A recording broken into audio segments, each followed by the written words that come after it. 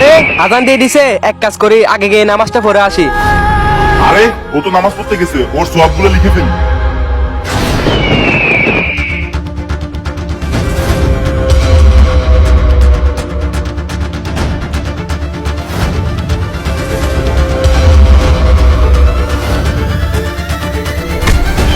আরে এইটা রাস্তার মধ্যে পড়ে আছে, এক কাজ করি এইটা ফেলে দি। আরে ও তো আরেকটা ভালো কাজ করছে, ওর সওয়াবটা লিখে দিবি। পানি পানি পানি পানি ছোট এ নাও পানি খাও। ওর কিন্তু পানি খাওয়া এই সবটাও লিখে দিবি। ভাই আল্লাহর ঘর মসজিদের জন্য যে যা পারেন সাহায্য করুন। ভাই আল্লাহর ঘর মসজিদের জন্য যে যা পারেন সাহায্য করুন। এ ভাই, দাঁড়াও, আল্লাহর ঘর তোমরা কিসের টাকা তুলতেছো? ভাই আমরা আল্লাহর ঘর মসজিদের জন্য টাকা তুলতেছি, যা পারেন সাহায্য করেন। কিসের টাকা? এসব বাউতাবাদি বন্ধ করো, যাও এখান থেকে।